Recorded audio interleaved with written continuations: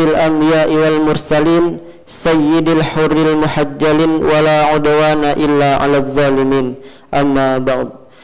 Puji beserta syukur mari sama-sama kita panjatkan kehadirat Allah Subhanahu wa taala yang mana sampai dengan hari ini kita kembali diberikan kenikmatan iman, nikmat Islam serta nikmat kesehatan. Kita juga bersyukur kepada Allah atas otak yang masih mampu berfikir, hati yang masih mampu merasa, dan fisik yang masih bisa bergerak dengan baik dan sehat. Salawat serta salam senantiasa tercurah kepada baginda Rasulullah sallallahu alaihi wasallam. Sosok adalah sosok suri tauladan yang terbaik bagi seluruh umat manusia. Alhamdulillah, kita awali kajian pada hari ini dengan lafaz Bismillahirrahmanirrahim. Semoga senantiasa Allah memberikan ilmu yang bermanfaat kepada kita semua. Dan pada kesempatan ini kembali kita laksanakan kajian pada hari ini bersama Syekh Labib Najib Abdullah dan penerjemah Ustadz Bambang Ridho LC. Dan pembahasan pada hari ini kita melanjutkan kitab Ar-Risalah Al-Jami'ah karya Al-Habib Ahmad Zain Al-Habsi. Dan langsung saja mari sama-sama kita dengarkan kajian pada hari ini kepada Syekh Labib Najib Abdullah dan Ustadz Bambang Ridho LC. Waktu dan tempat dipersilahkan. Bismillahirrahmanirrahim. Alhamdulillahi Rabbil Alamin. Wassalatu wassalamu al-atamani al-akmalani ala sayyidil mursalin Sayyidina Muhammadin wa ala alihi wa ashabihi at-tayyibin at-tahirin. Amma ba'd. فأسأل الله سبحانه وتعالى أن يمن علينا بالعلم النافع والعمل الصالح وأن يفقهنا في الدين وأن يفتح لنا فتوح العارفين وأن يرزقنا الإخلاص في الأقوال والأعمال اللهم آمين. في الدرس الماضي بارك الله فيكم قرأنا مقدمة المؤلف رحمه الله تعالى ونفعنا بعلومه في الدارين، وقرأنا جملة من الأحكام المتعلقة بالوضوء والغسل ونواقض الوضوء. Bismillah, wassalatu wassalamu ala rasulillah. Aku memohon semoga Allah subhanahu wa ta'ala memberikan kita ilmu yang bermanfaat, dan semoga Allah subhanahu wa ta'ala melimpahkan taufiknya sehingga kita bisa beramal soleh. Dan kita memohon kepada Allah subhanahu wa ta'ala mudah-mudahan Allah memberikan kita pemahaman sebagaimana pemahaman orang-orang yang arif, dan mudah-mudahan Allah subhanahu wa ta'ala memberikan kita keikhlasan dalam perbuatan dan ucapan. اليوم بإذن الله تعالى سيكون كلامنا حول الصلاة وما يتعلق بالصلاة. Pada pertemuan yang lalu kita sudah mempelajari muqaddimah penulis, dan juga kita sudah mempelajari beberapa masalah yang berkaitan dengan wudu, kemudian mandi wajib, dan kemudian kita juga mempelajari perkara-perkara yang dapat membatalkan wudu. Maka insyaallah hari ini kita akan mempelajari tentang hal-hal yang berkaitan dengan salat. As-salatu barakallahu fikum ma'naha fil lughati ad-du'a. Salat dalam bahasa, definisi dalam bahasanya artinya adalah doa. Wa amma 'inda al-fuqaha fahiya aqwalun wa af'alun muftatahatun bit-takbir mukhtatamatun bit-taslim. Adapun salat dalam definisi ulama fikih, maka definisinya adalah serangkaian ucapan dan serangkaian perbuatan yang dibuka dengan takbir dan kemudian ditutup atau diakhiri dengan salam. Wa Allah subhanahu wa ta'ala farada alaina as-salawat al-khams lailatul Isra'i wal Mi'raj. Dan Allah subhanahu wa ta'ala mewajibkan kita salat 5 waktu, yaitu pada saat dimulai pada saat Isra Mi'raj. وليلة الإسراء والمعراج كانت في السنة العاشرة من البعثة في 27 من شهر رجب على القول المشهور.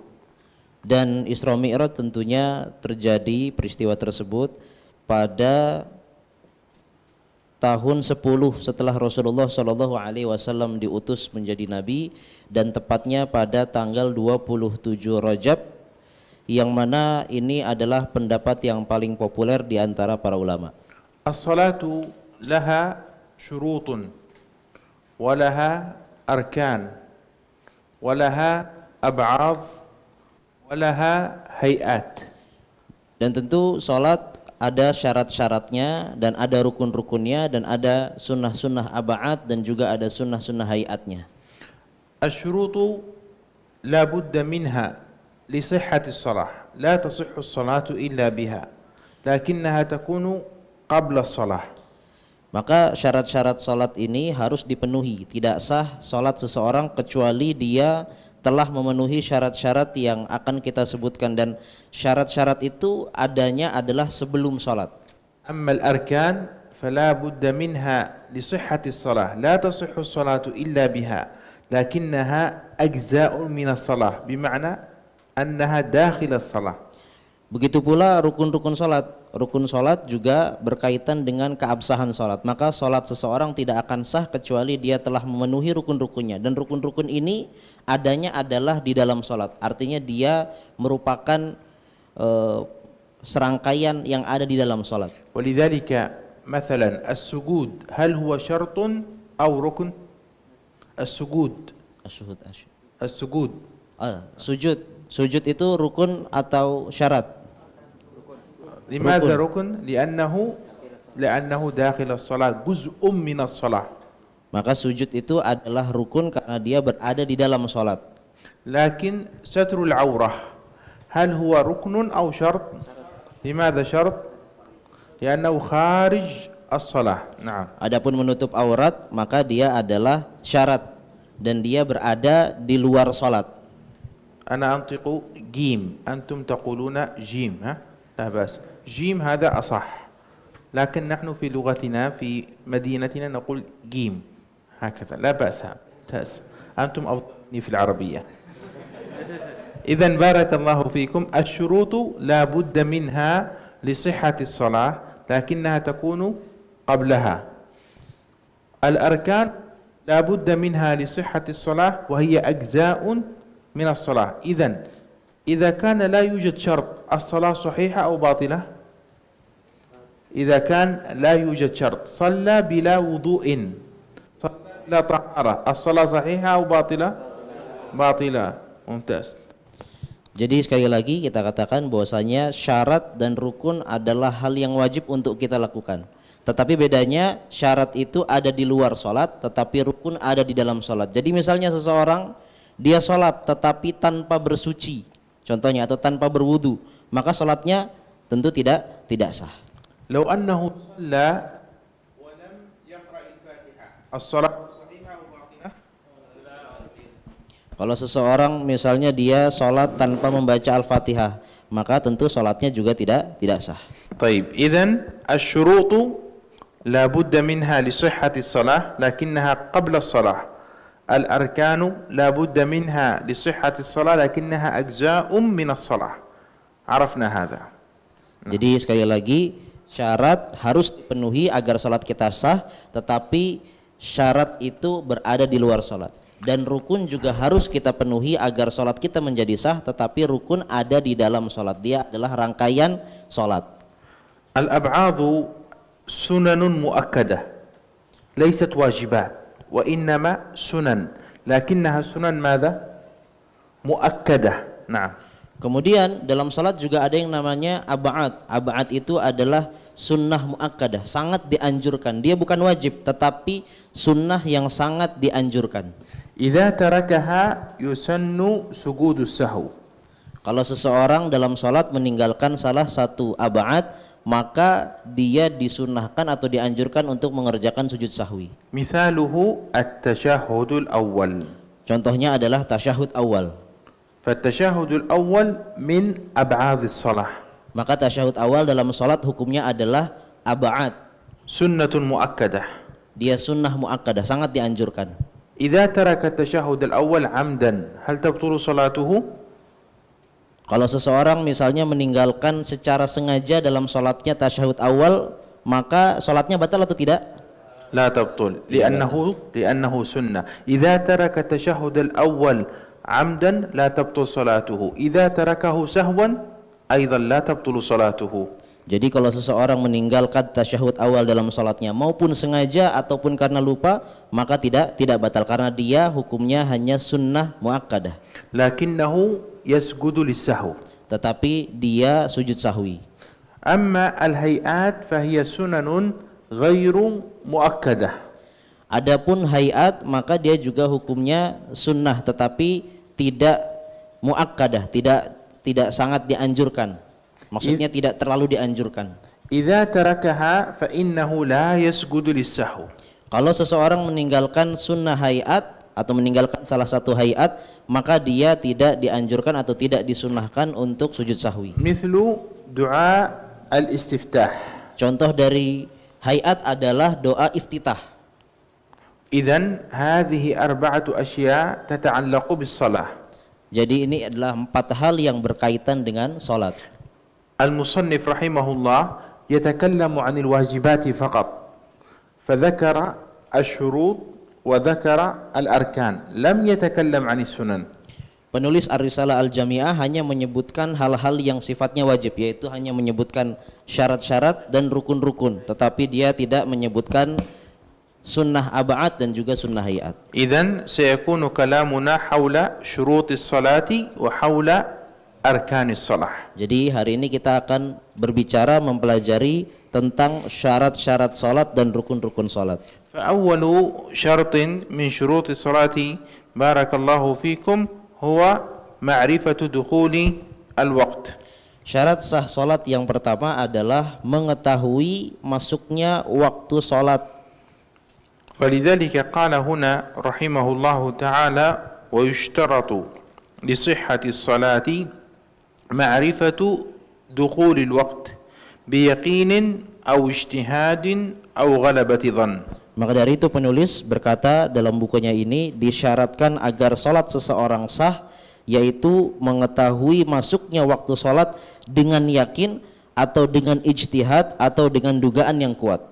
بيقين أي أنه مثلا شاهد غروب الشمس، فإذا شاهد غروب الشمس يدخل وقت أي صلاة؟ المغرب. أحسنتم. Jadi maksud dari mengetahui maksud waktu sholat dengan yakin adalah misalnya seseorang melihat dengan mata kepalanya matahari terbenam, maka pada saat itu artinya dengan dia melihat matahari terbenam artinya masuk waktu sholat maghrib. أما الاجتهاد كأن يقدر الوقت باجتهاد بنحو قراءة أو بنحو حرفة، فمثلا عادته أنه إذا صلى العصر يقرأ 5 أجزاء من القرآن فيؤذن المغرب، هذه عادته، هذا يسمى اجتهاد. في يوم كان الجو غائما صلى العصر قرأ 5 أجزاء بنفس القراءة، يتوقع بالاجتهاد أن وقت المغرب قد دخل. Adapun mengetahui masuknya waktu sholat dengan ijtihad, maka contohnya adalah misalnya kalau dia memperkirakan waktu masuk maghrib, contohnya dengan bacaan Al-Quran atau dengan keahlian. Contohnya misalnya seseorang memperkirakan masuk waktu sholat maghrib itu kalau dia setelah sholat asar, kemudian dia baca Al-Quran 5 juz dengan bacaan yang biasa. Maka biasanya kalau dia habis sholat asar kemudian baca 5 juz dengan bacaan yang biasa, itu biasanya masuk waktu maghrib. Nah, dengan dia melakukan hal tersebut maka ini artinya dia mengetahui masuk waktu sholat dengan ijtihad.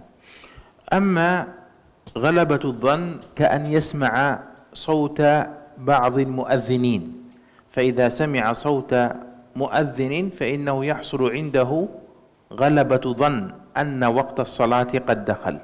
Adapun mengetahui waktu salat dengan dugaan yang kuat, contohnya adalah apabila kita mengetahui masuk waktu salat dengan mendengarkan suara muadzin, suara orang yang mengumandangkan azan. Dengan begitu kita mengetahui masuk waktu salat dengan dugaan yang kuat. Fa idza shalla bidun yaqin wa bidun ijtihad wa bidun ghalabati dhann, fama hukmu salatihi? Maka kalau seseorang salat ya dengan tanpa keyakinan masuk waktu sholat atau tanpa ijtihad atau tanpa dugaan yang kuat, maka hukum sholatnya apa? لا تصح. Tidak sah.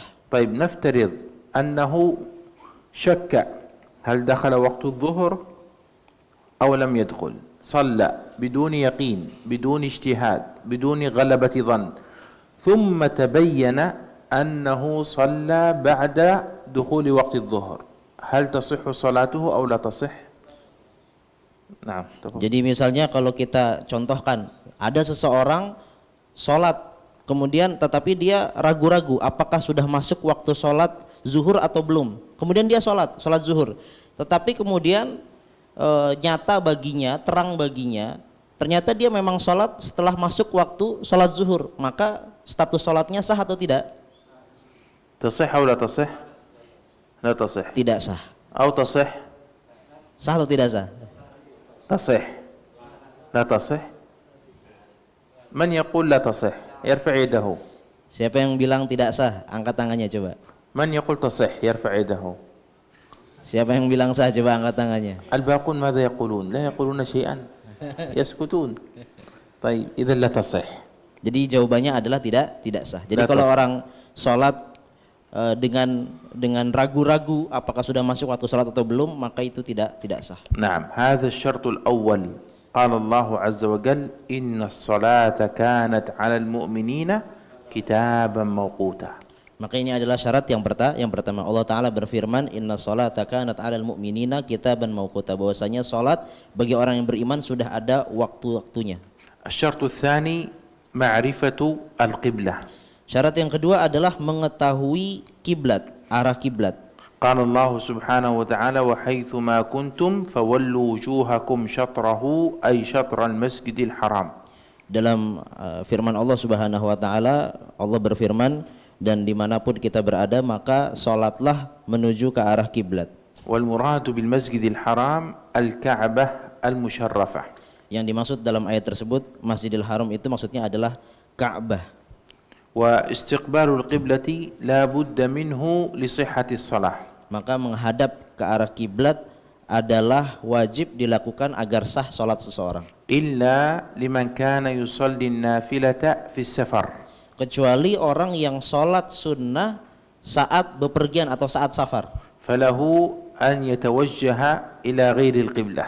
Maka pada saat itu boleh seseorang salat sunnah saat bepergian atau saat safar tidak menghadap ke arah kiblat. وإلا لمن كان يصلي في حال شدة الخوف. Begitu pula orang yang salat dalam keadaan syiddatul khauf atau saat peperangan yang berkecamuk. كحال القتال مع الكفار. Seperti contohnya berperang dengan orang kafir. فإنه يسقط عنه استقبال القبلة.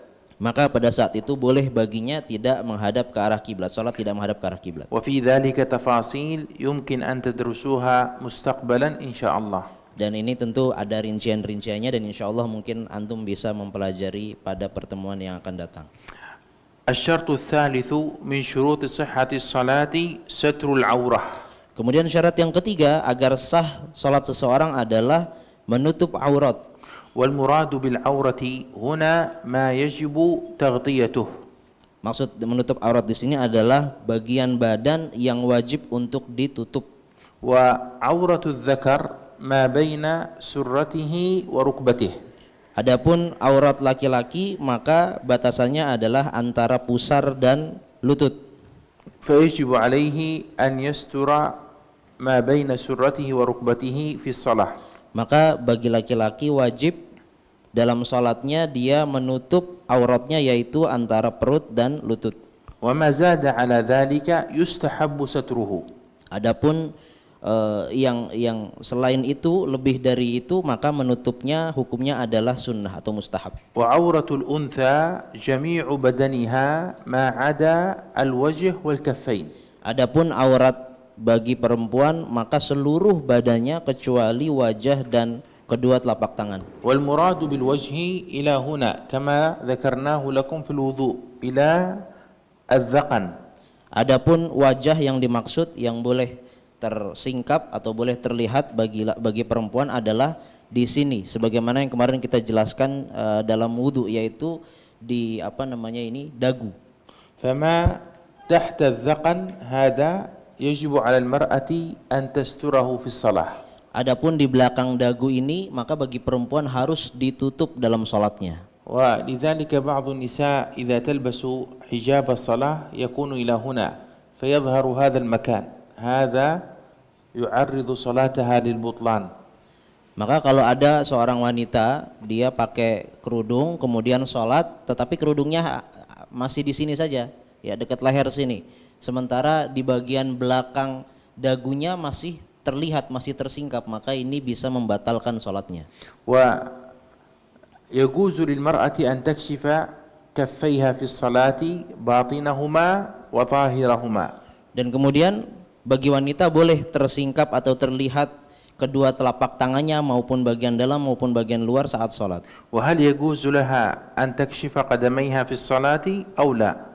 Boleh nggak bagi wanita dalam sholatnya tersingkap telapak kakinya atau kakinya? لا يجوز. لو كشفت قدميها في الصلاة تبطل صلاتها. Tidak boleh tersingkap telapak kaki wanita dalam sholatnya. Kalau tersingkap maka bisa batal sholatnya. هذا الساتر الذي يستر العورة لابد أن يكون ساترا يمنع رؤية لون البشرة. Kemudian sesuatu yang menutup aurat atau baju yang menutup aurat, maka baju tersebut harus menutupi warna kulit. Jadi warna kulit itu tidak boleh terawang, tidak boleh sampai bisa diterawang. ولا بد أن يكون هذا الساتر طاهرا لا نجسا. Dan kemudian penutup aurat atau baju harus atau disyaratkan dalam keadaan bersih, suci. وهنا يقول المؤلف قال بساتر طاهر مباح. Maka dari itu penulis mengatakan di sini bahwasanya disyaratkan penutup aurat itu suci dan mubah. فإذا ستر الإنسان عورته بثوب حرام هل تبطل صلاته أم لا؟ Kalau seseorang menggunakan penutup aurat atau menggunakan baju yang menutupi badannya, tetapi baju tersebut hukumnya haram, apakah batal salatnya atau tidak? يعني مثال لو أن الرجل ستر عورته بثوب من حرير هل تبطل صلاته أم لا؟ Kalau seseorang laki-laki misalnya dia saat sholat menggunakan pakaian dari sutra, ini haram. Ini hukumnya apa sholat laki-laki itu? لا تبطل صلاته. Tidak batal sholatnya. فقوله هنا مباح ليس شرطا في الساتر وإنما المراد أنه يحرم عليه أن يصلي بثوب حرام وإن كانت صلاته صحيحة. Jadi penulis mengatakan bahwasanya mubah di sini yaitu bajunya itu harus mubah, maksudnya tidak disyaratkan mubah. Jadi kalau misalnya seseorang menggunakan pakaian yang statusnya haram, maka itu tidak membatalkan sholat. Tetapi maksudnya di sini mengatakan bahwasanya kalau dia menggunakan pakaian yang haram, misalnya mungkin pakaian dari mencuri, hasil mencuri, maka itu haram, artinya dia berdosa. والشرط الرابع هو الطهارة من النجاسة. Kemudian syarat yang keempat agar sah sholat seseorang adalah menghilangkan najis. والنجاسات منها البول ومنها الغائط ومنها الدم. Dan di antara macam-macam najis adalah air seni ataupun kotoran yang keluar dari kemaluan belakang ataupun darah. ومنها المذي ومنها الودي ومنها المسكر المائع أي السائل. Dan kemudian di antara hal-hal yang najis adalah juga wadi dan juga madhi dan juga cairan hal-hal yang memabukkan yang cair. ومنها كذلك الميتة ومنها لبن ما لا يؤكل لحمه. Begitu juga di antara hal-hal yang sifatnya najis adalah bangkai dan susu atau susu hewan yang tidak boleh atau haram dimakan. فلبن الأتان أنثى الحمار طاهر أو نجس؟ Maka susunya keledai keledai betina maka najis atau suci? يؤكل لحم الحمار أو لا يؤكل؟ Boleh nggak kita makan daging keledai? لا يؤكل لبن ما لا يؤكل لحمه نجس. Jadi keledai itu tidak boleh dimakan, maka susu keledai, bukan susu kedelai, susu keledai tidak boleh dimakan. يكون طاهرا أو نجسا؟ نجس. Maka najis statusnya. طيب لبن المرأة طاهر أو نجس؟ ASI, suci atau najis? ASI ibu. لبن المرأة طاهر أو نجس؟ طاهر. يؤكل لحمها أو لا يؤكل لحمها؟ ASI ibu suci atau najis?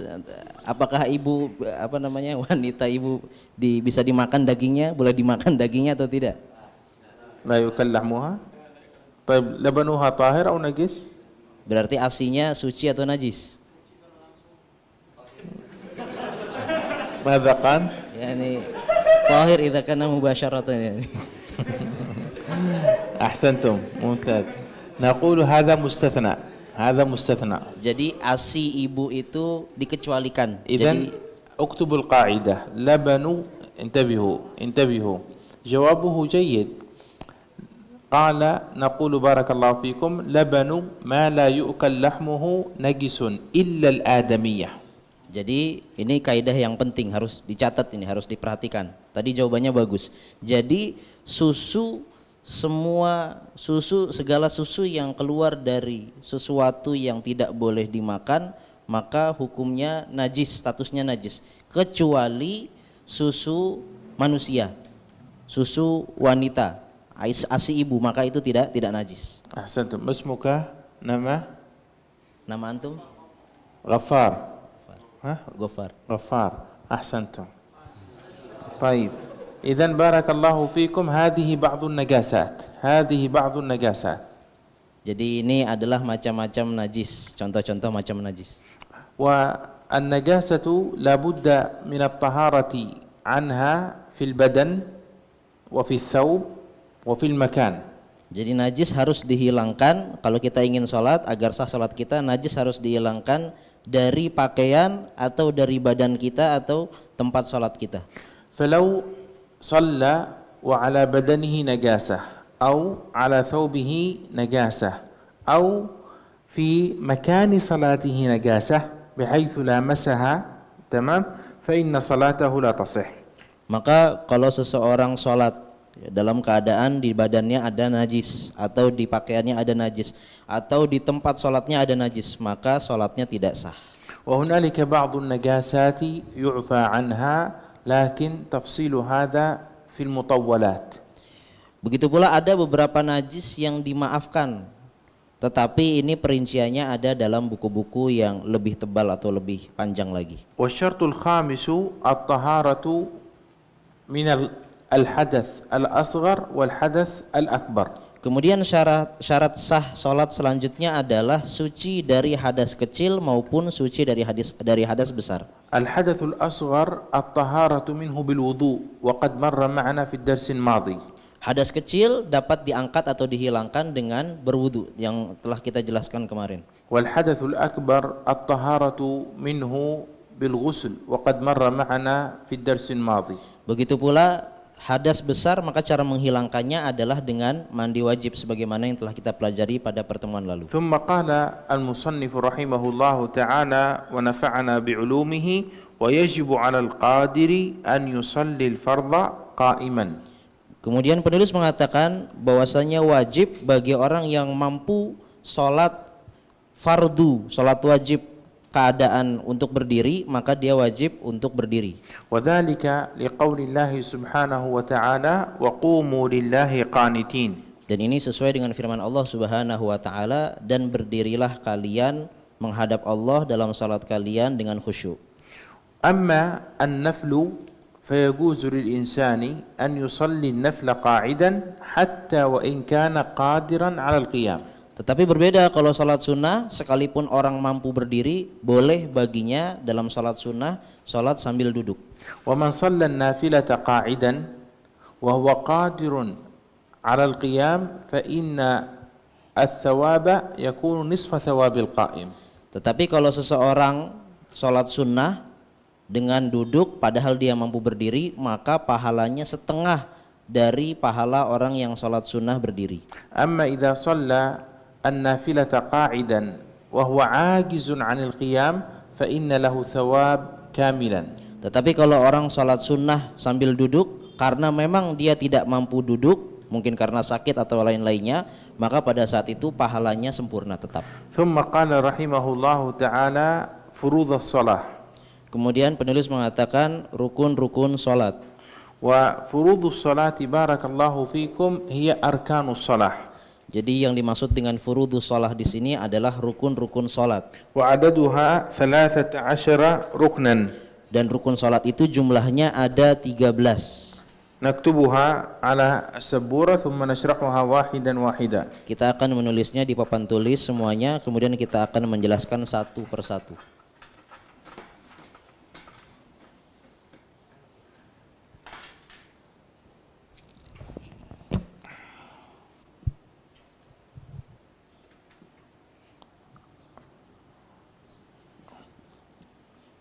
القسم الأول أركان فعلية.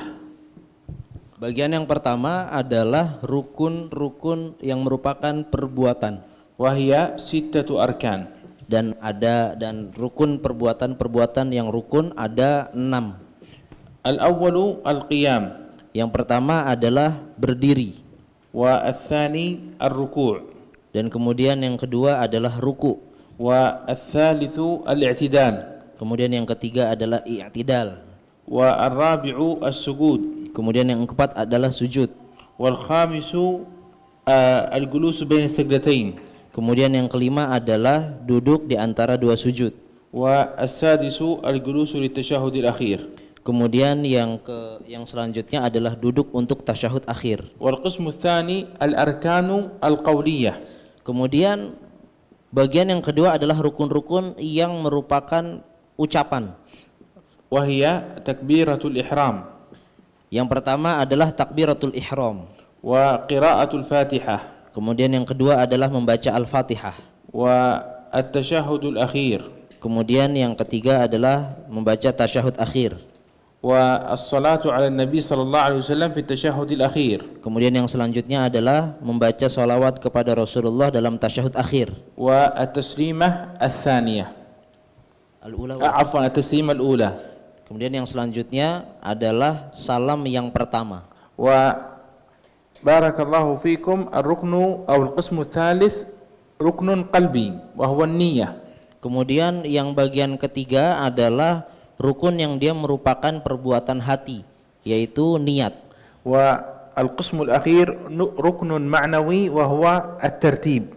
Kemudian rukun bagian yang keempat adalah rukun maknawi, yaitu tertib, berurutan. إذن أركان فعلية كم عددها؟ 6. وأركان قولية كم عددها؟ كم المجموع؟ 11. وركن قلبي وهو النية 12. وركن معنوي وهو الترتيب كم؟ 13 ركنا في الصلاة. 13 ركنا في الصلاة. نعم. Jadi rukun perbuatan ada 6, kemudian rukun ucapan ada 5, rukun perbuatan hati ada 1, dan rukun maknawi ada 1. Jadi jumlahnya adalah 13 rukun dalam salat. المؤلف رحمه الله تعالى ونفعنا بعلومه ذكرها في هذا الكتاب فقال فروض الصلاة. Dan penulis menyebutkan seluruh rukun-rukun tersebut dalam buku ini. أولها النية. Rukun yang pertama adalah niat. في صلاة الفرض عندما تصلي صلاة فرض فإنك تنوي 3 أشياء. Maka kalau kita sholat fardu, maka kita harus meniatkan 3 hal. تقصد فعل الصلاة أصلي. Yang pertama kita harus menyengaja melakukan sholat, maka kita bisa mengucapkan usolli, saya menyengaja melakukan sholat. وتقصد أنها صلاة فرض. Dan kemudian kita harus memaksudkan sholat tersebut adalah sholat fardu. وتعين الصلاة إذا كانت ظهرا أو عصرا أو مغربا أو عشاء أو فجر. Dan juga kita harus menentukan macam sholatnya, apakah itu sholat zuhur, apakah sholat asar atau maghrib, isya atau subuh. هذه كم أشياء؟ Berarti ada berapa hal? 3. Ada 3 hal, قصد الفعل والفرضية والتعيين. yaitu menyengaja perbuatan sholat tersebut, kemudian menentukan fardunya, bahwasanya dia adalah sholat fardu, dan kemudian dia menentukan macam sholatnya. فتنوي أصلي فرض الظهر. Maka contohnya adalah usolli fardu zuhuri, saya sholat fardu zuhur. أصلي هذا قصد الفعل. Maka saat kita mengucapkan usolli, saya menyengaja sholat, maka ini maksudnya adalah menyengaja perbuatan sholat. فرض الفرضية. Maka fardu di situ maksudnya adalah menyengaja fardu sholatnya. الظهر التعيين. Dan kemudian kata zuhur di situ maksudnya adalah kita menentukan macam sholatnya. هذا لا بد منه حتى تصح النية. Maka 3 hal ini harus ada dalam niat agar sah niat kita. إذا تركت واحدا من هذه الثلاثة نيتك لا تصح، بالتالي صلاتك لا تصح. Kalau ada salah satu yang tertinggal, maka niatnya tidak sah, maka kemudian sholatnya pun tidak sah. هل يجب أن تنوي أن الصلاة صلاة أداء أو صلاة قضاء؟ Apakah kita wajib meniatkan dalam niat itu, mengucapkan bahwasanya ini adalah ada atau ini qadha? لا يجب، يستحب. Maka tidak wajib, ini hanya mustahab saja. هل يجب أن تنوي أنك تستقبل القبلة وأنك ساتر للعورة أو لا يجب؟ Apakah kita harus mengucapkan dalam niat kita menghadap ke arah kiblat, mustaqbilan lil kiblah, atau kita menutup aurat? لا Maka tidak يجب، wajib. هذا مستحب. Itu hanya mustahab saja. الواجب الثلاثة الأشياء التي ذكرتها لك. Maka yang wajib dalam niat 3 hal yang tadi sudah kita sebutkan. هذا الركن الأول من أركان الصلاة وهو النية. Jadi rukun yang pertama dalam sholat adalah niat. الركن الثاني الذي ذكره المؤلف رحمه الله تكبيرة الإحرام. Kemudian rukun yang kedua yang disebutkan oleh penulis adalah takbiratul ihram. لماذا سميت تكبيرة الإحرام؟ لأنه إذا كبر حرم عليه ما كان حلالا من قبل كالأكل والشرب. Mengapa dinamakan dengan takbiratul ihram? Maka jawabannya adalah karena saat seorang sholat kemudian dia mengucapkan takbir Allahu Akbar, pada saat itu haramlah hal-hal yang sebelumnya halal seperti makan dan minum. والنية لا بد أن تكون مقارنة لتكبيرة الإحرام. Dan niat wajib bersamaan dengan takbiratul ihram. فلا تكون النية قبل تكبيرة الإحرام. Maka niat bukan sebelum takbiratul ihram. ولا يكبر تكبيرة الإحرام ثم ينوي. Bukan juga kita takbiratul ihram terlebih dahulu baru kita niat. في الحالتين الصلاة لا تصح. Maka pada 2 keadaan tadi yang kita sebutkan tidak sah salat seseorang. بل يأتي بتكبيرة الإحرام مع النية تماما. Maka kita harus bertakbiratul ihram dan bersamaan pada saat itu kita niat. ولفظ تكبيرة الإحرام كما تعلمون الله أكبر. Dan lafaz takbiratul ihram sebagaimana yang kita telah ketahui yaitu Allahu Akbar. فلو قال مثلا الرحمن أكبر يصح؟ Kalau seorang mengatakan Ar-Rahmanu Akbar, hukumnya sah atau tidak? لا يصح. طيب tidak لو sah. قال مثلا الله أعظم يصح؟ Kalau seorang mengucapkan Allahu A'zam, sah atau tidak? لا Tidak sah. يصح. أحسنتم. الركن الثالث قال وقراءة الفاتحة بالبسملة والتجديدات 14. Kemudian rukun yang ketiga dalam salat adalah membaca Al-Fatihah dan dengan mengucapkan basmalah, dengan membaca Bismillahirrahmanirrahim, dan juga kita harus memenuhi tasydid yang ada dalam surat Al-Fatihah yang berjumlah 14. فقراءة الفاتحة ركن لا تصح الصلاة إلا به. Maka membaca Al-Fatihah adalah rukun yang harus kita lakukan dalam salat, yang mana salat kalau tanpa membaca Al-Fatihah maka tidak sah. قال النبي صلى الله عليه وسلم لا صلاة لمن لم يقرأ بأم الكتاب. Rasulullah SAW bersabda, tidak sah salat seseorang apabila dia tidak membaca surat Al-Fatihah. سواء كان إماما أو مأموما أو منفردا. Maka wajib membaca Al-Fatihah ini bagi imam, juga makmum, juga orang yang sholat sendirian. وسواء كانت الصلاة سرية أو جهرية. Maupun sholatnya adalah sholat yang dilirihkan bacaannya atau dijaharkan atau dikeraskan bacaannya. وسواء كانت الصلاة فرضا أو نفلا لا بد أن يقرأ الفاتحة. Maupun sholatnya adalah sholat fardu atau sholat sunnah, maka wajib membaca surat Al-Fatihah. إلا المسبوق. Kecuali orang masbuk dalam sholat. وهو الذي لم يدرك زمنا يتسع لقراءة الفاتحة. Yaitu orang masbuk yang tidak wajib membaca Al-Fatihah adalah orang yang masbuk dan dia tidak mendapati waktu yang cukup untuk membaca surat Al-Fatihah. فهذا تسقط عنه الفاتحة كلها أو بعضها. Maka orang yang masbuk maka tidak wajib baginya membaca surat Al-Fatihah seluruhnya atau sebagiannya. فإذا جاء والإمام راكع وركع مع الإمام تسقط عنه كل الفاتحة.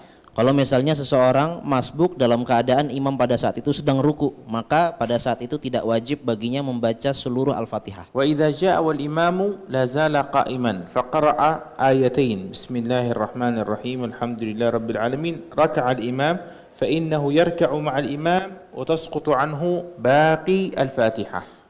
Kemudian keadaan yang kedua, kalau seorang masbuk dalam keadaan dia masbuk, dia baru baca 2 ayat Bismillahirrahmanirrahim Alhamdulillahirabbil alamin, kemudian imam ruku, maka pada saat itu dia juga ikut ruku bersama imam, dan pada saat itu tidak wajib baginya membaca Al-Fatihah yang ayat Al-Fatihah yang lainnya. ولا بد أن يقرأ الفاتحة بجميع حروفها. Dan harus wajib membaca Al-Fatihah dengan seluruh hurufnya. كم عدد حروف الفاتحة؟ Ada berapa jumlah huruf Al-Fatihah? لم تحسب؟ تقرأ الفاتحة في الصلاة أو لا تقرأ؟ تقرأ ولم تحسب؟ كم عدد حروف الفاتحة؟ Berapa huruf surat Al-Fatihah? Ada berapa huruf surat Al-Fatihah? تصلون أو لا تصلون؟ تصلون. تقرؤون الفاتحة في الصلاة أو لا؟ عجيب. تصلون وتقرؤون الفاتحة ولا تعرفون عدد الحروف؟ عجيب هذا. 155 حرفا إذا قرأت ملك يوم الدين. Jadi jumlah huruf dalam surat Al-Fatihah ada 155 huruf kalau kita membaca Maliki Yaumiddin. Jadi ma-nya itu tanpa mat. وإذا قرأت مالك يوم الدين يكون 156 حرفا يزيد حرف. Tetapi kalau kita membaca Maliki Yaumiddinnya dengan mat Maliki Yaumiddin, maka hurufnya menjadi surat Al-Fatihah hurufnya jumlahnya ada 156. كم عدد الكلمات في الفاتحة؟ Ada berapa kata di dalam surat Al-Fatihah? الكلمات كأنكم لا تصلون. Seakan-akan antum tidak pernah salat ini. كم عدد الكلمات في الفاتحة؟ Berapa jumlah kata yang ada dalam surat Al-Fatihah? 29 كلمة. Ada 29 kata. 29 كلمة. طيب كم عدد التجديدات في الفاتحة؟ هذه الشدة هذه كم عدد التجديدات في الفاتحة؟ Ada berapa jumlah? 14. Ada 14. 14 تجديدة. لو ترك تجديدة واحدة لا تصح صلاته. نعم. Ada 14 jumlah tasydid dalam surat Al-Fatihah. Kalau seseorang meninggalkan salah satu tasydid saja dalam surat Al-Fatihah, maka tidak sah salat seseorang. ولا بد أن يخرج حروف الفاتحة من مخارجها. Dan kemudian wajib membaca surat Al-Fatihah dengan mengeluarkan huruf-hurufnya dari makhrajnya, dari tempat keluarnya. فعندكم أو ليس أنتم لكن هنا في هذا البلد كثيرا ما ينطقون الحمد لله الحمد لله فالحاء تصبح هاء. Nah, di negeri kita biasanya banyak orang yang membaca alhamdulillah dengan ha jadi ha, maka ini juga berbahaya. ونفس الكلام في الضاد والضاء فالضاد تخرج من طرف اللسان مع الأضراس هنا. واضح؟ هذه الضاد. تمام. أما الضاء من هنا. ضاء. واضح؟ الفاتحة ليس فيها ضاء. الفاتحة ليس فيها ضاء. هنالك أحرف غير موجودة في الفاتحة. كم عددها؟ Jadi begitu pula huruf dot, ya, dot jangan sampai tertukar dengan dha. Kalau dot ini keluar dengan gigi depan geraham atau gigi geraham, lidah agak keluar ke depan tapi dengan gigi geraham. Adapun dha dengan lidah maju ke depan, gigi depan ini. Jadi dan dha tidak ada dalam surat Al-Fatihah. Ada beberapa huruf hijaiyah yang tidak ada dalam surat Al-Fatihah. Ada berapa jumlahnya? كم؟ قالوا سبعة. سبعة. ممتاز. تجمعها قولك ثج خز شظف. الثاء غير موجود في الفاتحة. الجيم غير موجود في الفاتحة. الخاء غير موجود في الفاتحة. الزاي، الشين، الضاء، الفاء. هذه 7 أحرف غير موجودة في الفاتحة. Jadi ada 7 huruf hijaiyah yang tidak ada dalam surat Al-Fatihah. Bisa kita kumpulkan dengan thaj, khaz, syadhaf. Jadi tha, jim, kha, zai, shin, dha dan fa. Ini tidak ada dalam surat Al-Fatihah. Qala rahimahullahu ta'ala walaysa fil fatihati dha'un. Penulis di sini mengatakan bahwasanya dalam surat Al-Fatihah tidak ada huruf dha. Thumma ar-ruknu ar-rabi'u min arkanis salati ar-ruku'. Kemudian rukun yang selanjutnya dalam salat adalah ruku'. Wal wajibu fil ruku' an yanhaniya bihaitsu tanalu rahatahu rukbatayhi. Kemudian yang wajib dalam ruku adalah seseorang dia menunduk kira-kira tangannya itu, kedua telapak tangannya bisa mendapatkan atau mendapati lutut. Falau fa'ala hakadha al'an hadhihi ar-rahatan astati'u an anala bihima ar-rukbatan. Law fa'altu hakadha faqat aw hakadha faqat ana astati', Law fa'altu hakadha fa inna hadha ruku'un sahih.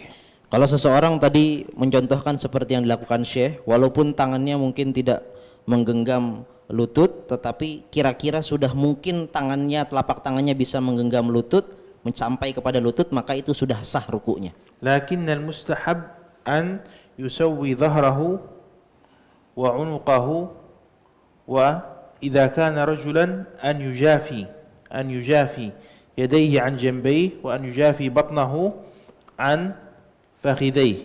واضح؟ وأن يقول في ركوعه 3 سبحان رب العظيم وبحمده ويكون بين قدميه شبر تقريبا.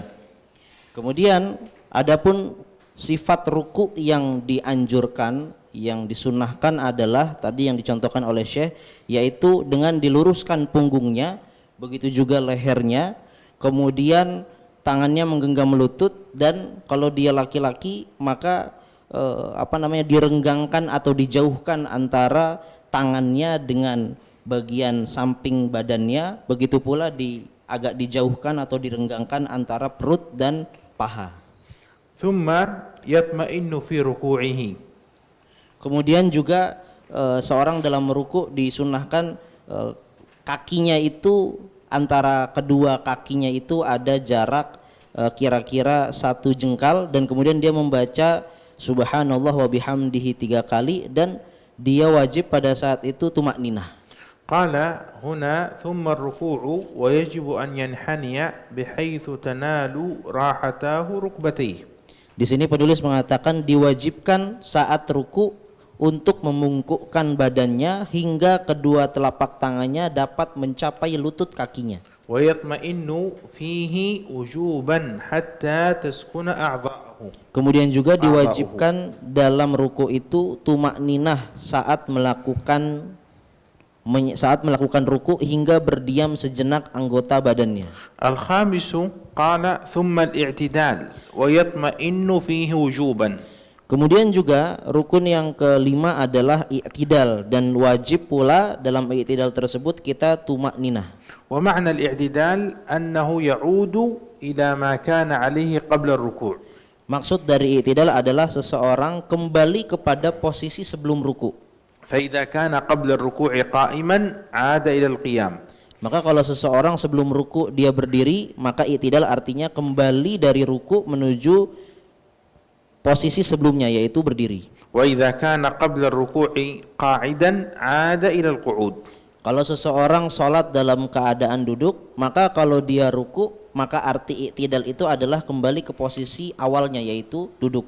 ثم الركن السابع السجود مرتين. Kemudian rukun yang selanjutnya dalam sholat adalah sujud 2 kali. والسجود تكرر مرتين في كل ركعة لأن فيه تواضع من العبد لربه عز وجل. Dan tentunya sujud dilakukan 2 kali dalam setiap rakaat. Maka ini menunjukkan, faidahnya adalah menunjukkan ketawaduan seorang hamba kepada Allah Subhanahu wa taala. ويجب أن يسجد على الأعضاء السبعة. Dan dalam sujud wajib kita menempelkan 7 anggota tubuh. وهي الجبهة والكفان والركبتان والقدمان.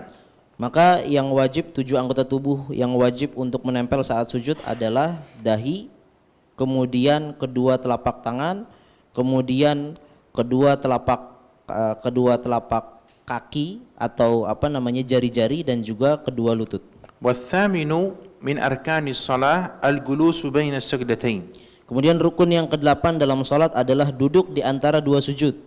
قال ويطمئن وجوبا في الكل. Kemudian penulis di sini mengucapkan bahwasanya wajib tumakninah saat melakukan itu semua. ويفعل باقي الركعات كذلك. Dan kemudian penulis mengatakan dan melakukan hal itu dalam rakaat-rakaat yang lain. ثم قال والتشهد الأول وقعوده سنة. Kemudian penulis mengatakan bahwasanya tasyahud yang pertama, tasyahud awal, dan duduk tasyahud awal hukumnya adalah sunnah.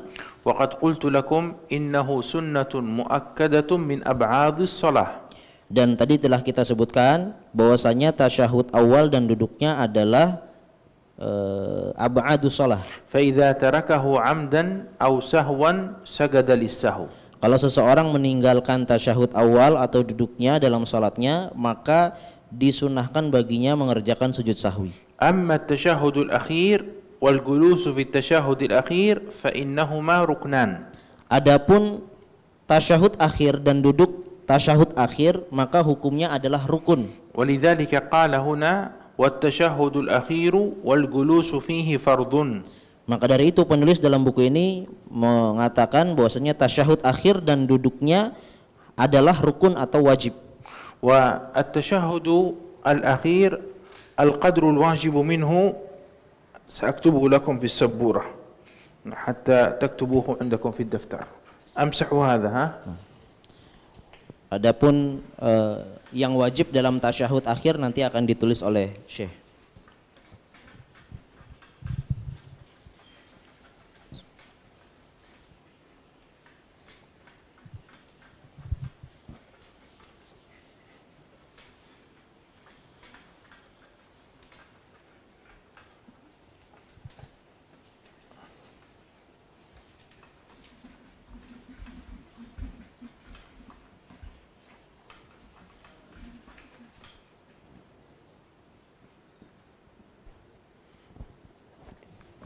هذا الواجب في التشهد الأخير هو التحيات لله سلام عليك أيها النبي ورحمة الله وبركاته. سلام علينا وعلى عباد الله الصالحين أشهد أن لا إله إلا الله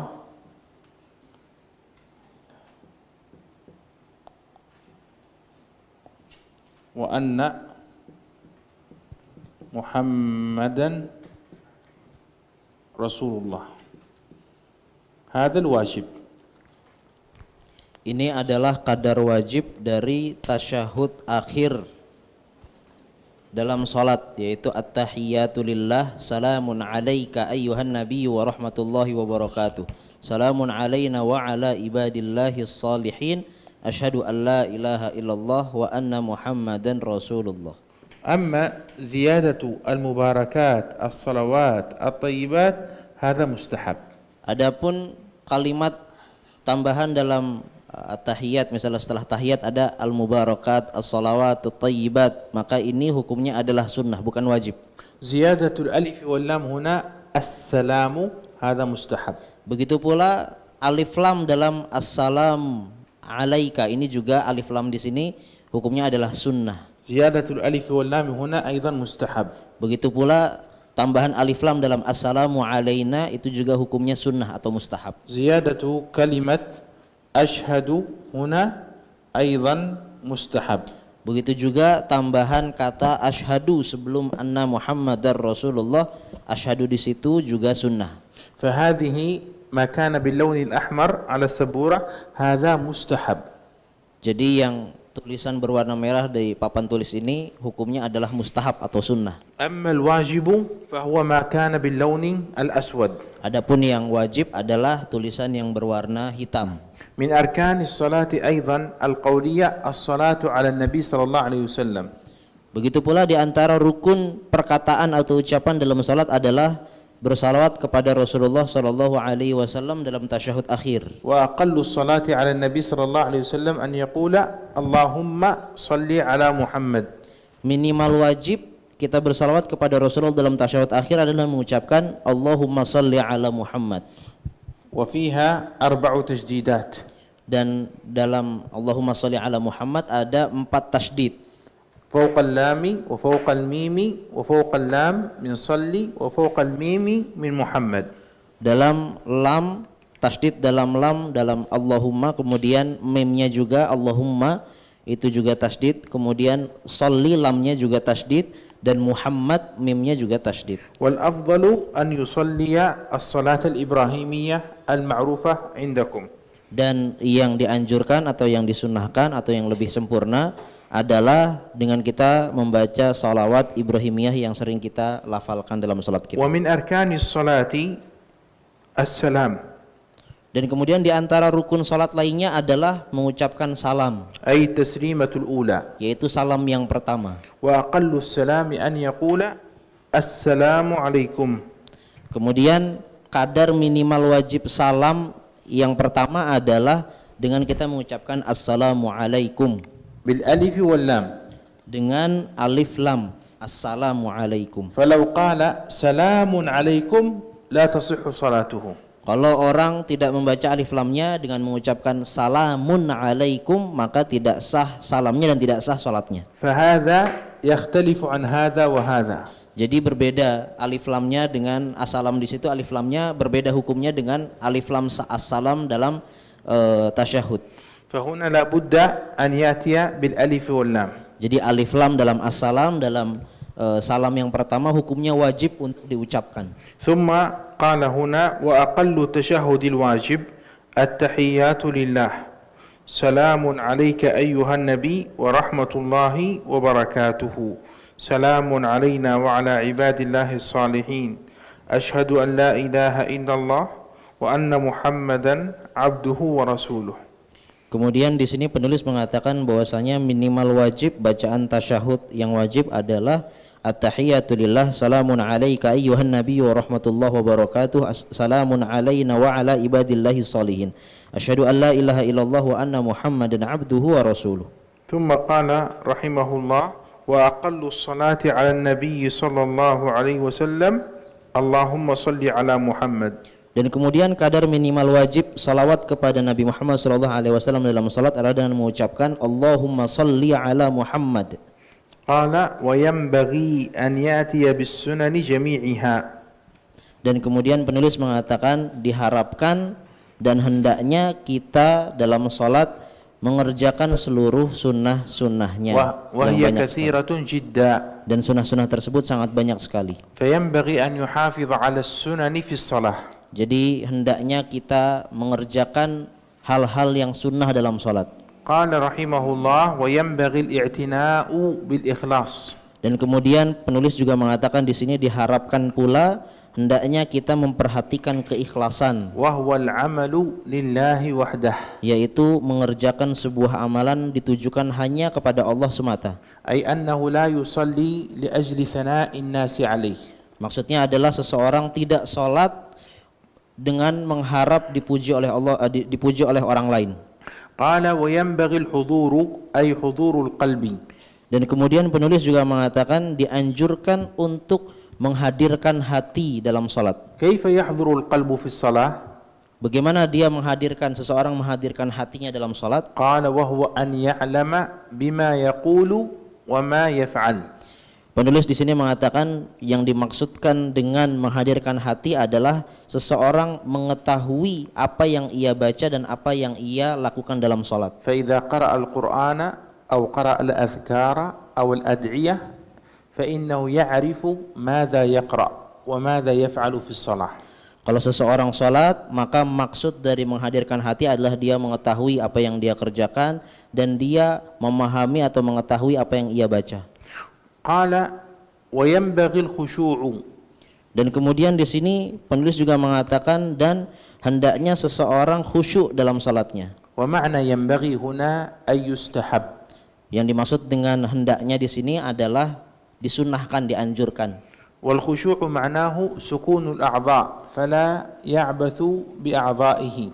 Maka yang dimaksud dengan khusyuk dalam salat adalah tenang dalam salat. Dia tidak bergerak dengan gerakan-gerakan yang sia-sia atau bukan gerakan salat. وأن يحضر قلبه في الصلاة. Kemudian hendaknya atau dianjurkan juga menghadirkan hati dalam salat.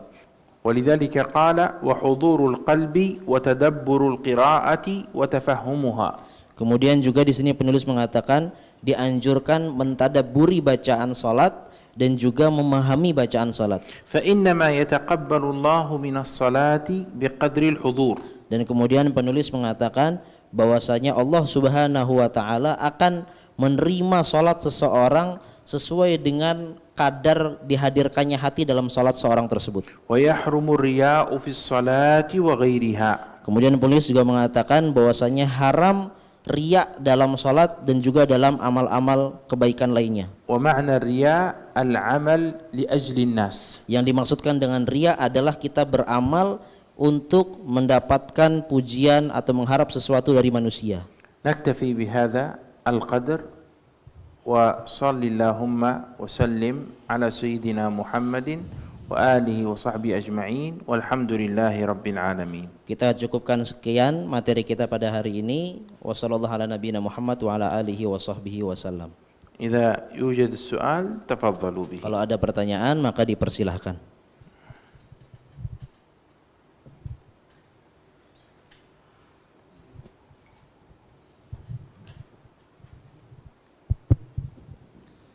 Bismillahirrahmanirrahim. Assalamualaikum warahmatullahi wabarakatuh. Waalaikumsalam. Semoga Syekh dan Ustadz selalu dalam lindungan Allah Subhanahu wa taala. Izin bertanya, ada dua poin yang ingin saya tanyakan. Yang pertama, apa hukumnya ketika kita lupa membaca Al-Fatihah? Kita nggak masbuk, teman kita lupa mungkin karena imamnya suaranya bagus gitu, dan terfokus gitu sehingga ketika rukuk kita lupa. Yang kedua, apa hukumnya jika seseorang tuh ingin sholat di kenangan air itu? Kenangan air itu apa hukumnya? Syukran. Wassalamualaikum warahmatullahi wabarakatuh.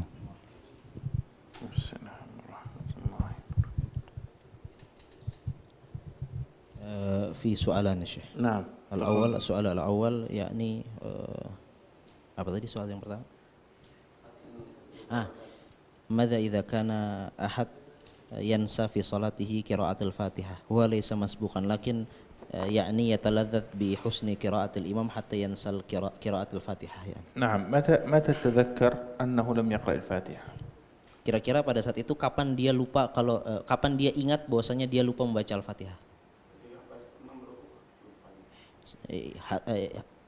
حين يركع الإمام نعم. يتذكر. إذا نسي الفاتحة وتذكر حين ركع الإمام فإنه يبقى حتى يقرأ الفاتحة ثم يدرك الإمام يتابع الإمام في بقية الصلاة. Jadi kalau misalnya tadi dalam keadaan seseorang lupa membaca Al-Fatihah dan kemudian pada saat itu imam ruku, maka pada saat itu saat imam ruku dia baru ingat bahwasanya oh tadi belum baca Al-Fatihah, maka pada saat itu dia tetap berdiri membaca Al-Fatihah sampai selesai baru kemudian dia mengikuti imam.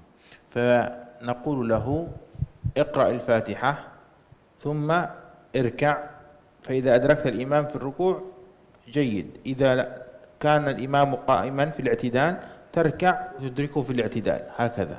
Jadi tadi kita katakan dia orang tersebut tetap membaca Al-Fatihah dulu. Kalau dia masih mendapati imam dalam keadaan ruku, jadi imam masih ruku, dia mendapati ruku bersama imam, maka itu bagus. Tetapi kalau kemudian ternyata imamnya sudah i'tidal, kita baca Al-Fatihah, imam sudah i'tidal kemudian, maka pada saat itu setelah kita membaca Al-Fatihah kita ruku, baru kita kemudian ikuti imam juga i'tidal juga, baru kemudian seperti biasanya. Wadih? Jelas?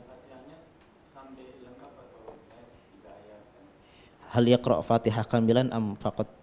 Naam, yaqra' al-Fatihah kamilatan. Iya, membaca Al-Fatihahnya lengkap, full, lengkap, sempurna. Nah. Kemudian thumma su'al tsani ya Syekh, kaifa biman yusalli fi musallahu fihi ma yani. Naam.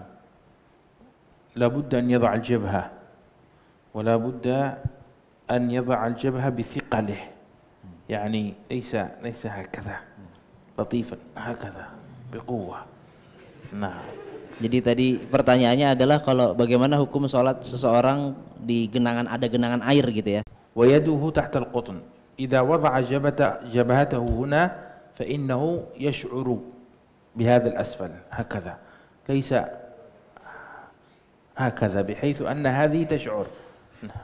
Jadi para ulama fikih itu mengatakan kalau orang sholat sujudnya itu menaruh kepalanya yang wajib itu seperti apa. Jadi seandainya dianalogi atau dicoba, jadi kalau kita ada tangan di sini, kemudian kita taruh di atas tangan kita itu kapas, kemudian kita taruh kepala kita di atas kapas itu, tangan kita yang satu ini merasakan adanya tekanan kepala. Kalau belum merasakan ada tekanan kepala, hanya kepala sedikit menyentuh kapas tanpa ada tekanan, maka belum sah. Jadi harus ada tekanan. Jadi kira-kira seperti itu. Kalau kita sholat ada genangan airnya, harus ditekan kepala kita. Fahimna? Cukup? Nah.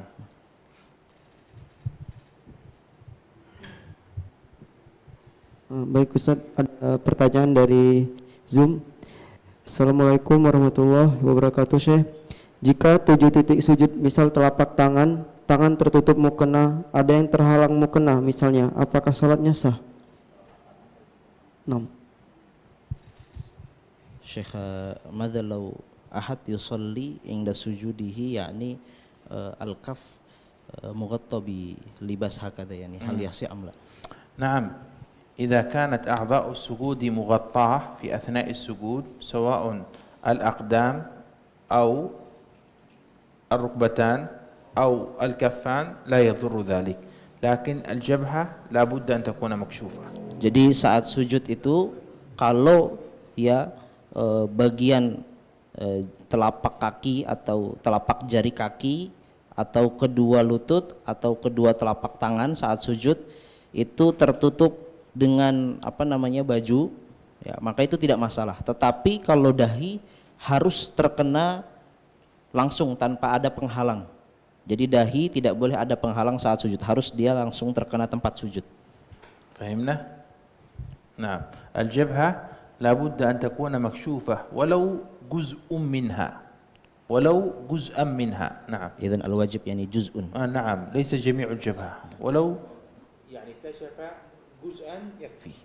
Jadi yang wajib saat sholat, saat sujud, tadi kan kita katakan bahwasanya dahi harus terbuka, tidak boleh ada penghalang. Tetapi bukan berarti semua dahinya harus tidak boleh terhalang dan harus kena tempat sujud. Tetapi maksudnya adalah sebagian saja. Kalau sebagian sudah terkena sudah terkena tempat sujud, walaupun yang lainnya mungkin terhalang dengan penutup, maka tidak masalah. Itu sah.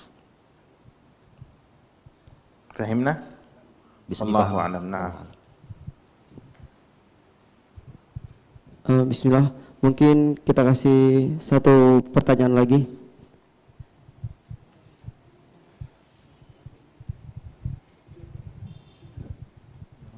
Assalamualaikum warahmatullahi wabarakatuh, Syekh. Waalaikumsalam warahmatullahi wabarakatuh. Kami berdoa kepada Allah, mudah-mudahan Allah senantiasa menjaga Syekh Ustadz dalam kebaikan dan ketaatan dan dalam sehat walafiat insyaallah. Amin. Kemudian sebenarnya pertanyaannya terkait materi yang kemarin, Syekh, tentang siapa-siapa saja yang menjadi mahram kita. Pertanyaannya adalah apabila saya misalkan ayah saya misalkan menikah memiliki 2 istri, gitu kan? Apa hukum dari yang saudara ibu yang satu lagi, bukan ibu kandung saya, artinya ibu yang satu lagi, kan ada misalkan seperti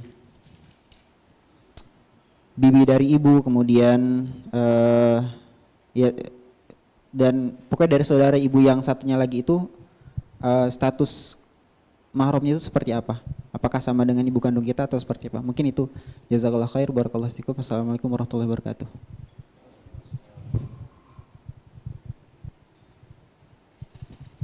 Yani soal yata'alaq bidarsil ams yani fi an-nisa al-maharim. Idza kan wahid indahu ab wa abuhu indahu zaujatan. Syakhsun indahu ab. Indahu ab. Na'am. وأبوه أبو من؟ أبو العبد أو أبو الشخص؟ أبو الشخص. نعم. أبو الشخص عنده زوجة. نعم. هل يعني الزوجة التي ليست أم الشخص يعني هل مثل العمة من هذه الزوجة الثانية والبنت يعني هل هن محارم كأم الشخص في نفس الحكم أم الشخص أم لا يعني؟ لكن ما علاقة العبد في المسألة؟ كيف شيء؟ هو قال عبد. العبد. قال عفوا السؤال ماذا قال في الأول؟ شخص عنده من؟ شخص عنده أب. أب شخص عنده أب ثم أبوه متزوج بامرأة أخرى. بأمه. نعم. هذه المرأة الأخرى تعد من محارمه. نعم. فتحرم عليه تأبيدا. نعم. وكذلك العمة من زوجة الأب يعني كذلك. أما ماذا يقصد بالعمة من زوجة الأب؟ يعني أخت الزوجة. لا، أخت زوجة الأب. نعم. لا، أخت زوجة الأب هذه أجنبية. أجنبية. نعم. وبنت الزوجة زوجة الأب كذلك أجنبية. بنت زوجة الأب إن كانت بنت زوجة الأب من زوج آخر. لا، من ممكن من زوج نفسه يعني من أب الشخص. إذن هي أختك من أب. إذا كانت إذن كذلك العمة يعني هو عمة من؟ العمة هو الذي أخت الزوجة. أخت الزوجة هو زوجة الأب. أخت الزوجة هذه الأب من نفس نعم. أخت زوجة أبي تمام، هذه أجنبية.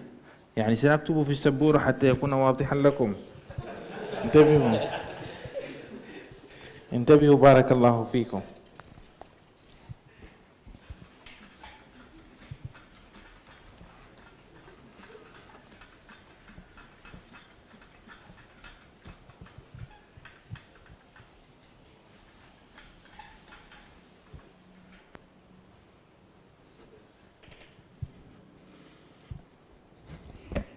هذا أحمد متزوج بمريم واحد، هذه الزوجة الأولى، ومتزوج بزينب هذه الزوجة الثانية. واضح؟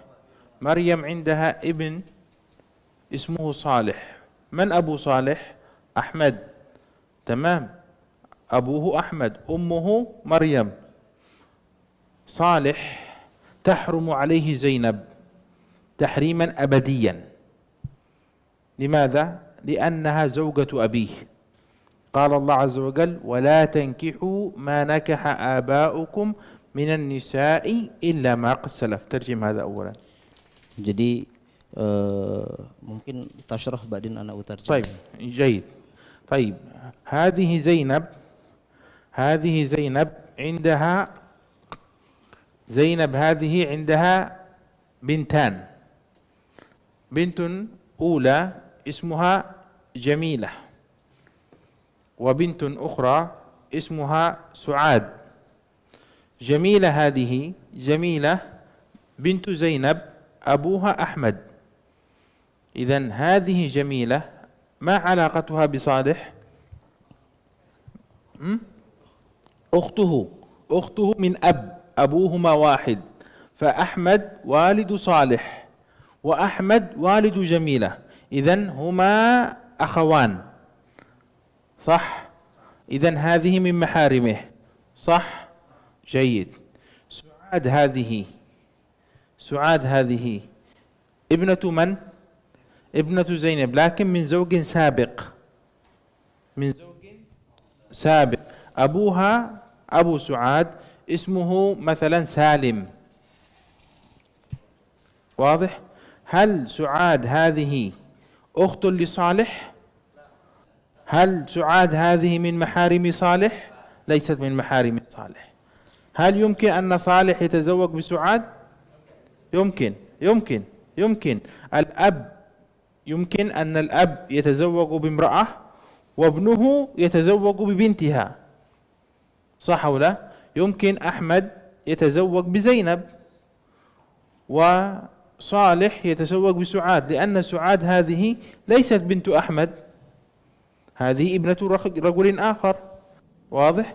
فقد أكون أنا وابني نذهب إلى امرأة وبنتها، أنا أتزوج الأم، ابني يتزوج البنت، لا مشكلة في هذا. يعني لو زينب عنده أخت، يعني زينب عندها أخت، نفترض أن زينب عندها أخت، هذه الأخت أخت زينب واسمها مثلا ماذا نقول؟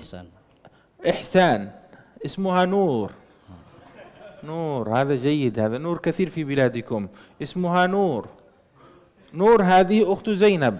نعم. ما علاقة نور بصالح؟ أجنبية أو محرم؟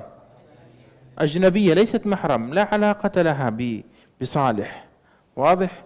يجوز لصالح أن يتزوج نور أخت زينب، نعم، كما أن صالح يجوز له أن يتزوج بسعاد، كذلك التي هي بنت زينب، كذلك يجوز لصالح أن يتزوج بنور التي هي أخت زينب. فهمنا؟ لكن أما مريم لو كان عندها أخت تكون محرم لصالح. نعم، مريم إذا كان عندها أخت، ونفترض على سبيل المثال اسمها دعاء، تمام، نعم. فالدعاء هذه ستكون خالة لصالح، ستكون خالة له. طيب. واضح؟ وهي من محارمه. طيب. واضح؟ نعم. طيب. Jadi kita tadi mungkin sudah agak paham, tapi kita jelaskan sedikit pakai bahasa Indonesia. Jadi misalnya Soleh punya bapak namanya Ahmad. Ahmad ini punya istri dua, Maryam dan Zainab. Di sini kita contohkan Zainab punya anak dua. Yang pertama namanya Jamilah, dan Jamilah ini anak dari bapaknya Soleh yaitu Ahmad. Maka Jamilah adalah mahram bagi Soleh. Tetapi ada anak yang kedua dari Zainab, Su'ad, tetapi bukan dari bapaknya Soleh yaitu Ahmad, bukan, dari suami yang lain. Maka Su'ad di sini bukan mahramnya Soleh, tetapi dia boleh dinikahi oleh Soleh. Begitu juga kalau Zainab dia punya adik atau punya saudara kandung. Kita contohkan namanya tadi Nur.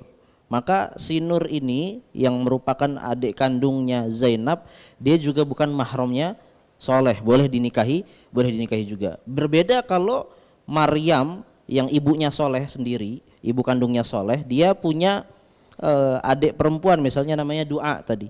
Maka adik perempuannya Maryam ini yang tentu kita sebut dengan bibi, maka dia adalah mahramnya Soleh dan tidak boleh dinikahi. Mudah-mudahan bisa dipahami. Nah. واضح؟ الحمد لله رب العالمين. يوجد خلاص انتهى. انتهى الحمد لله. Alhamdulillah, kita cukupkan kajian pada hari ini. Cukup banyak sekali ilmu yang bisa kita ambil. Semoga apa yang telah kita dengarkan bisa kita amalkan. Dan sebelum kita tutup, saya mohonkan kepada Syekh untuk memimpin doa. Tafadhol Syekh. Bismillah.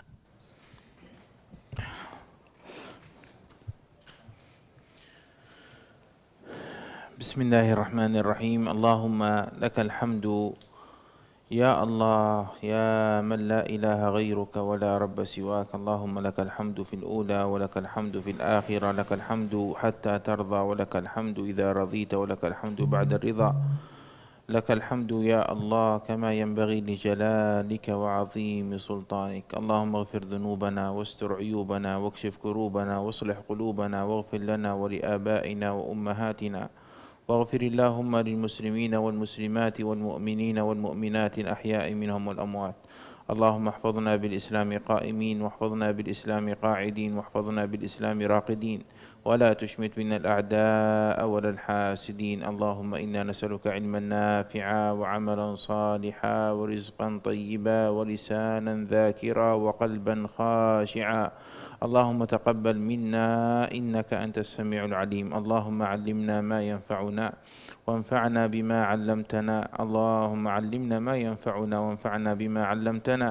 اللهم إنا نعوذ بك من علم لا ينفع ومن بطن لا يشبع ومن دعوة لا يستجاب لها.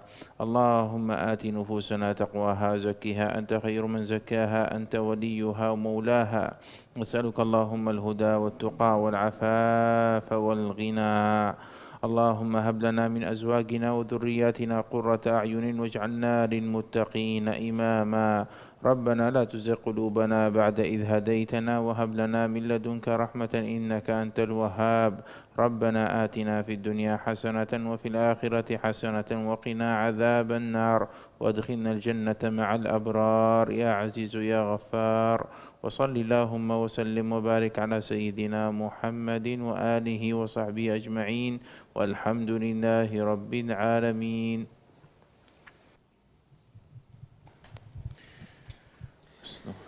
Alhamdulillah, telah selesai kajian pada malam hari ini. Semoga senantiasa Allah memberikan keberkahan pada ilmu yang telah kita pelajari.